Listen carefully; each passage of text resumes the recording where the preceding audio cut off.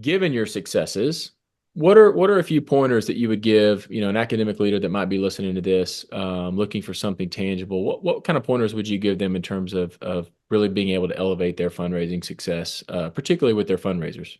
Yeah. So, Josh, thank you so much. I appreciate that. I would start by saying if you are not willing to work effectively with your fundraiser, then you probably should not be an academic leader today. In the modern higher education environment, if you're not able to raise dollars for your college, for your program, for your university, then you're not going to be able to do the kinds of things we all want for our students. All Mm. of those first generation students I see every day in my building as a business team, we're able to do more for them and change the trajectory of their lives because of philanthropy and because of what people have been able to give. I think my biggest tips would be around these things. Number one, be passionate about what you're doing. I would say that right now, donors, and especially younger donors, are better today than ever before at knowing when something's real and knowing when you're blowing smoke at Mm. it. Be genuinely passionate. Connect the dots for people. So when I got here at my current university, we had one endowed professorship in the entire 119-year history of the university, not just in the business school, in the university.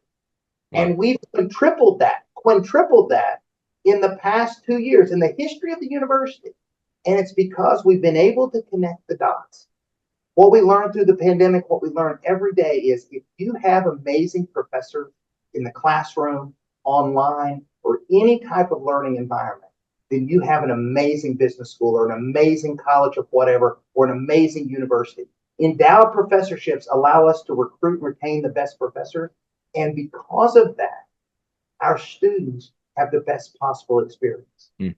Connect the dots on what things are where they're there.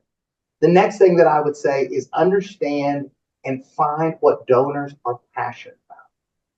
I think one of the least effective things today and where people go wrong is a dean or an academic leader dreams up something that they want and they're like, here's what we want, and there it is.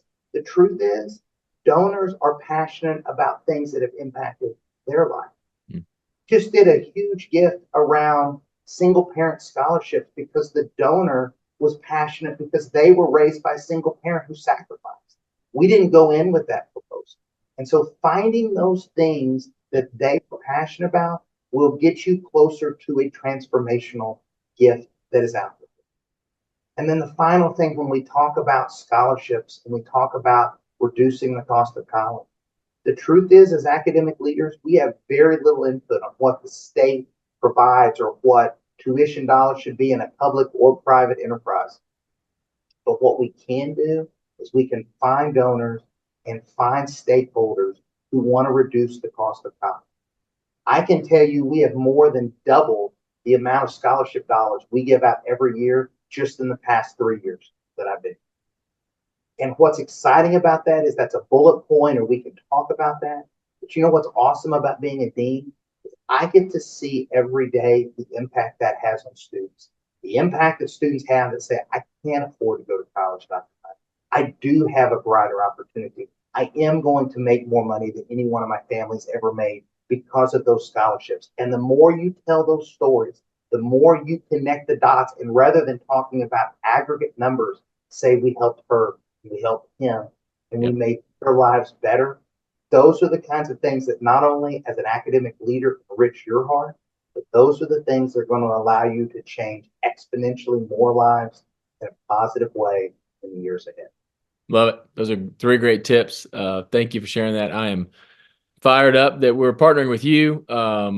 There's no substitute for getting advice and counsel and coaching from someone who is in the trenches and doing this work and doing it successfully. And so we're excited to roll this out to our current clients and others as well. So thanks for spending just a few minutes with us talking about this, and yeah, more to come.